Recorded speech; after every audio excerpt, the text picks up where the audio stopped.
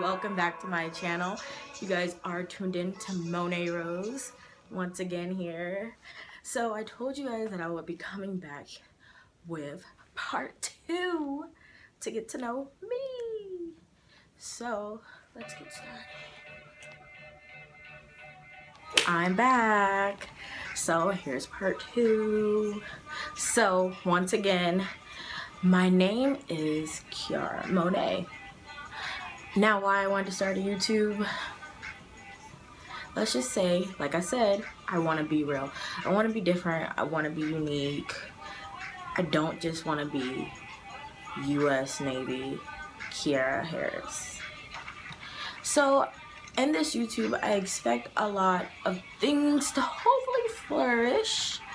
Hopefully I can do my makeup, come to you guys with inspirational videos, hopefully teach you guys how to talk through, if I can even talk myself, how to do how-tos and DIYs. Like this, for instance, I made my own personal vanity due to finances. I mean, my money's pretty good, but I'm a cheap ass. I'm very cheap. I'm gonna put that out there here now. I mean, I will splurge on little bits and things here and there, but when it comes to the fact that I live in the barracks, I think you guys can kind of see that I do live in the barracks.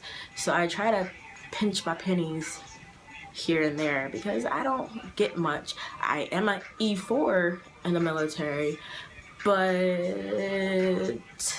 it's not all what you think it is. Like, we don't all just drive Camaros and buy fancy things and, you know, have apartments and stuff and get BH, which stands for Basic Housing Allowance, because it just doesn't work like that, like a lot of people think it does when they look into a military lifestyle. We're all not just flourishing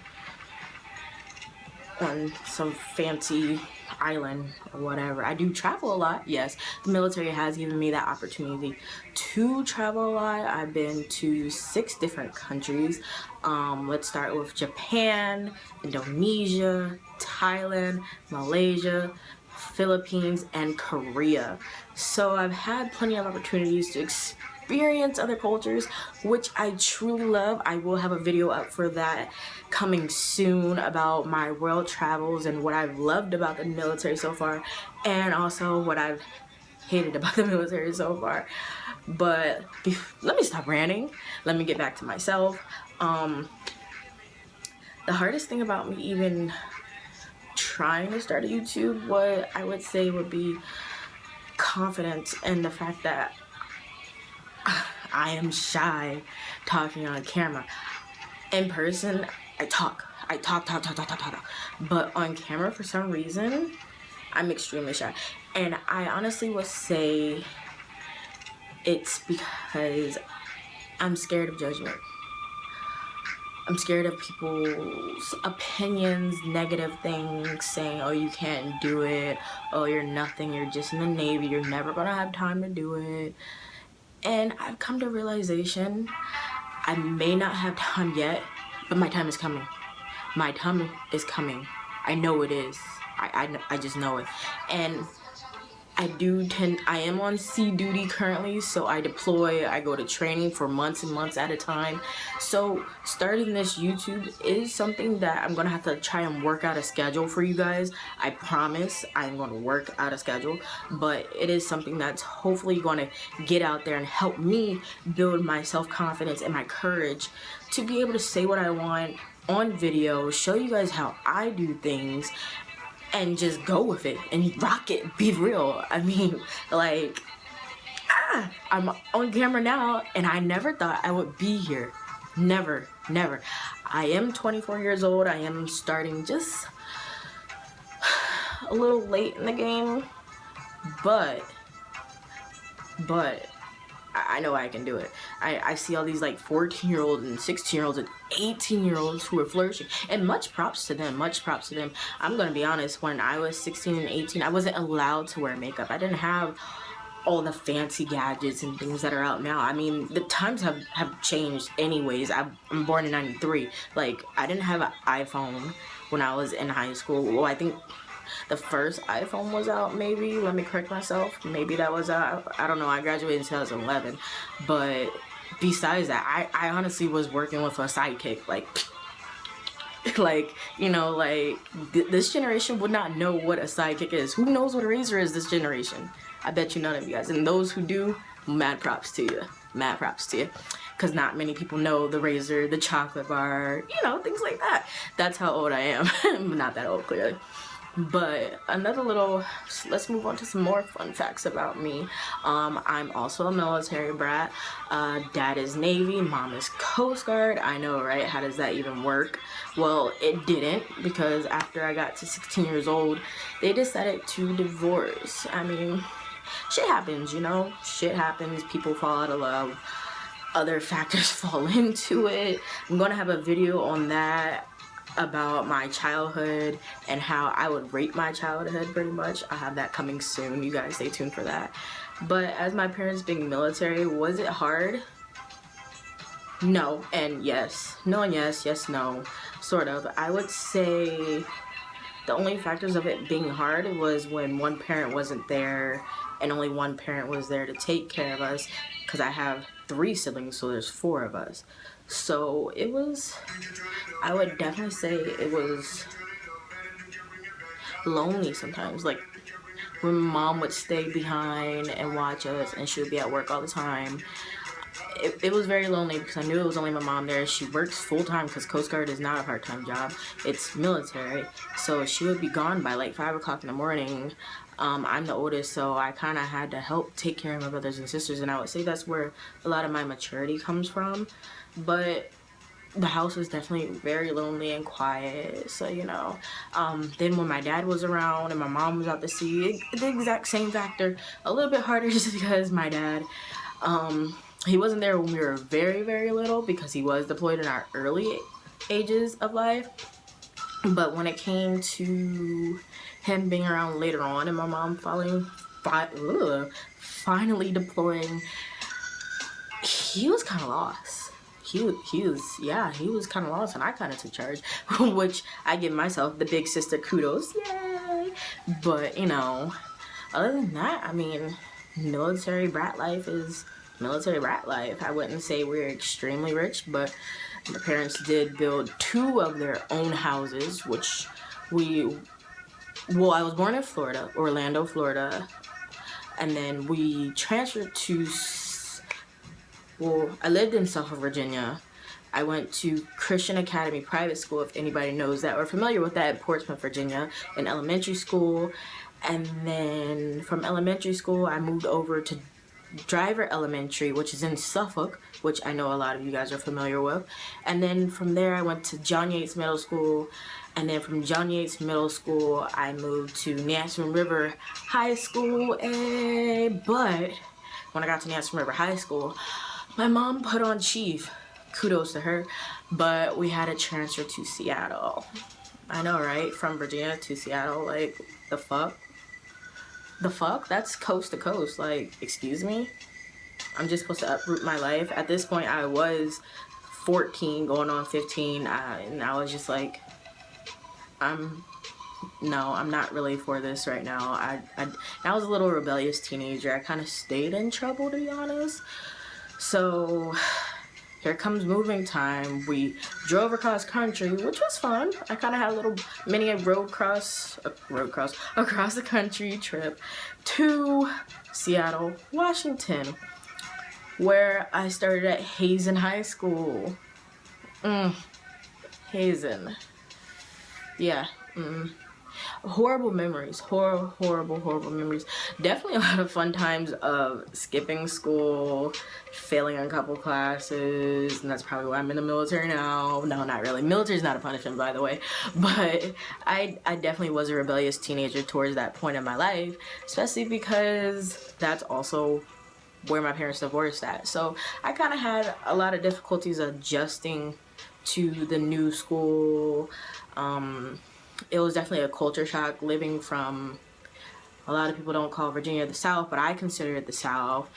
Adjusting to the Pacific Northwest up here where it rains, it's cloudy, it's kind of draggy, it's kind of like a depression weather.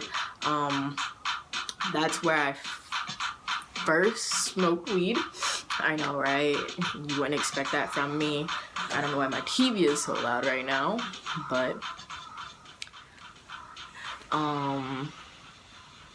yeah, that's where I first got into drugs. I've done shrooms. Yeah, I mean, I was just not adjusting at all. I also got caught shoplifting. Yeah, I know, right? Me, shoplift. I would have never expected getting caught. I shouldn't say that. I should not say that. But yeah, let's just say I went through some bad teenage phases, and now I'm finally grown up. I understand everything. I work my own job pretty much. You know, yeah, I've gotten my life together since then. Let's just say that. I've gotten my life together since then. After high school, I pretty much stayed at home. I stayed at home. My mom had remarried at the time, had a new baby, my baby sister Jayla. And at this point, I was pretty much home babysitting and working a part-time job at Burger King. Burger King, yeah, I know, right? At this point in my life, I was kind of just sitting around, low-key eating Whoppers and French fries every night shift. And I went through a weight gain. And when I say weight gain, I mean weight gain. Like, I blew the fuck up. I went from probably like a whopping 126 in high school, because I was a cheerleader, to a whopping 180. Yeah, I got that. I got huge. And it took me a while to finally realize that, what the fuck, Kiara? Like, no, hell no. Like, this is not who you are. This is not what you're supposed to look like. I'm not saying you can't be bad, you can't be voluptuous, you can't be curvy and shit. But I knew for a fact it just not was meant for me to be that big. It just wasn't. So, after sitting around, not really doing much, I realized my sister Jayla was growing up. She was moving up in the world. She started daycare. I needed to do something else with my life by getting out of Burger King. So I applied for TSA. I know what you guys are thinking. So plain. No, it's nothing like that. Well, it kind of is. It kind of is and it kind of isn't. Like, it's nothing like that. I know a lot of you guys probably do and don't like TSA security. I know not everybody is a fan of airport security, but I did learn a lot. I learned a lot. I integrated with numerous of people from around the world, and let me tell you, that opened my eyes up to numerous opportunities out there, from talking to so many business people that came through, from talking to so many just people in general. And at that point in my life, I really didn't. I was going on 21 at this time, and I was just like, is TSA really meant for me? Is this what I want to do for the rest of my life? And I was like, no, this is not what I want to do for the rest of my life. I do want to go to school. I want to become something. I want to be somebody. At this point, I was like, well, I don't really have the finances to pay for schooling. Let's just put it that way. I did not have the finances to pay for schooling. So my next choice was join the military.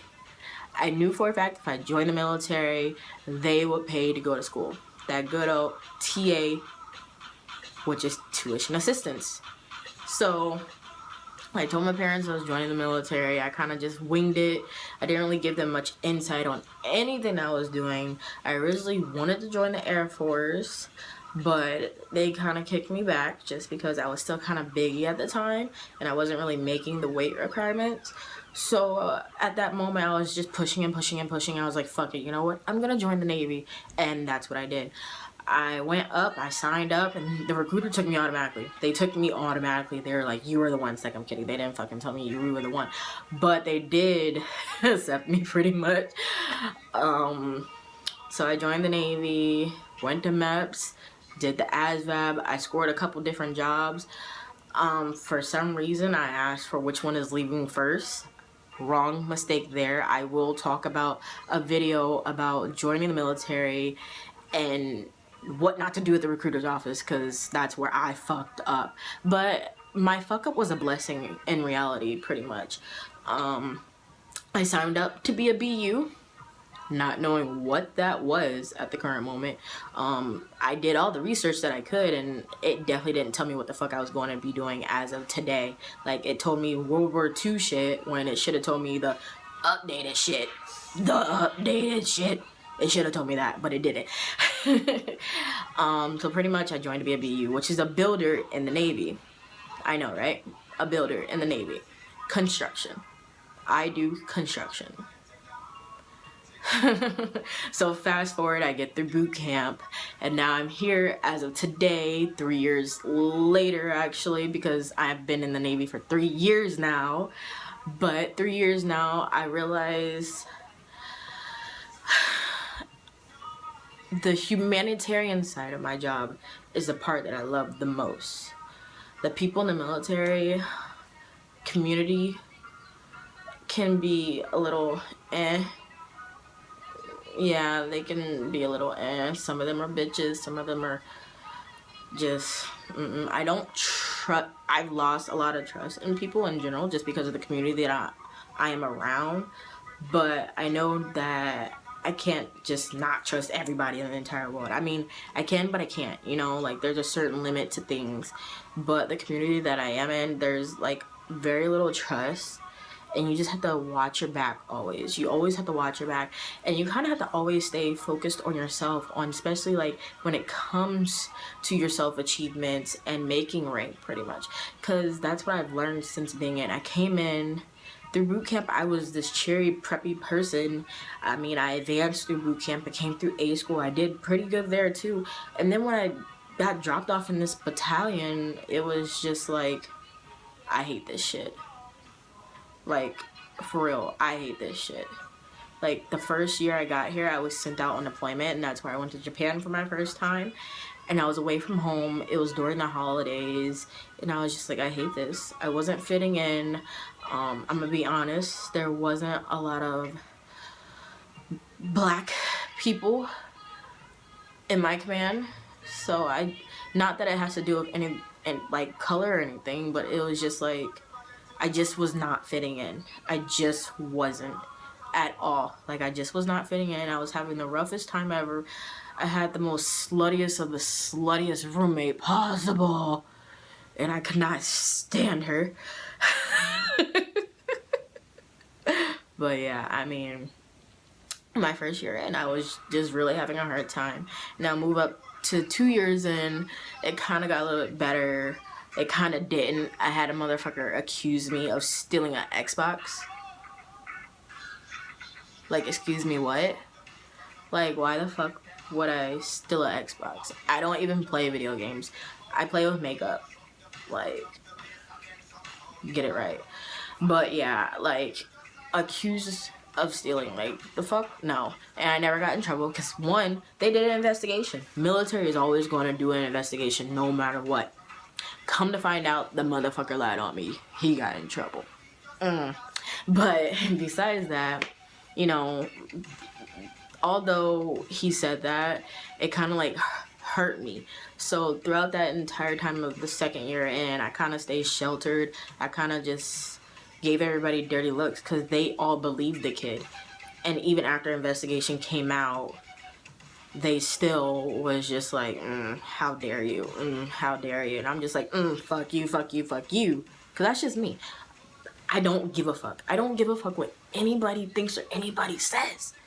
That's the part that probably hurts, and probably what's probably good for me too. I mean, I don't really care nonetheless. But, I mean, that was pretty much my second year. But my second year, towards the end, is where I flourished, and I took it as karma, especially to these two motherfuckers that brought the most anger out of me. I won't mention their names, but I will give them a nickname. Tiki Fat Boy and Miss Piggy. Those are the names for the rest of the video. But they brought me the most anger in my second year, besides this guy that claimed I stole his Xbox. But those two, yeah. Miss Piggy scratched my car, and Tiki Fat Boy defended her. I take my personal items very serious. I know everybody says you shouldn't depend on a lot of materials in your life and things like that, but I live in the barracks. I don't own anything besides my car. And my car I value a lot. It's a black Volkswagen Jetta. I love it to death. And she scratched it. She scratched my car. So yeah, I mean, ever since that point in my life, I've always, hate is a strong word, but I've always disliked them, you know. But moving on from that, later on down the road, we went on deployment. I got to travel. I went to, like I said, I went to Philippines, 2 places in the Philippines, Palawan and Subic Bay. I went to Malaysia, Philippines again, and then Thailand and Indonesia. So while they stood around in main body, I got to travel. So I took that as karma because they didn't get to go nowhere and I did. So fuck them, you know. Ha ha ha. But besides all that, I did have a big come up within my 2 years of the Navy. And in my 2 years, I also went out for JSOQ, which is Junior Sailor of the Quarter. And I also picked up Petty Officer 3rd Class. So, no, oh wait, I also got a NAM, which is a Navy Achievement Marine Corps Medal. So to me, although they hurt me and did a lot of rude things to me and thought they were sneaky and whatever not, because they were also messing around, I thought I came out on top, which I did, and I love that. Now pushing on to year 3, yay. They're still fucking around to this day. Oh well, not my problem, although Miss Piggy is married, but besides that, I'm here, I'm flourishing, I'm active duty, like I said, and once again, I won JSOQ again, so, you know, I mean, I couldn't say that I'm more pleased with myself at this point than anything else. I still own that Volkswagen Jetta. Yeah, I mean, I hope you guys like this video. I don't really know what else more to tell you at the moment. Besides, stay tuned. I have a lot of stories. I promise you guys, I have a lot of stories. Say my name, if no one is around you. Say baby I love you if you ain't running. Say my name, you acting kinda shady. Ain't calling me baby, all of a sudden. Say my name, no one is around you. Say baby I love you, oh.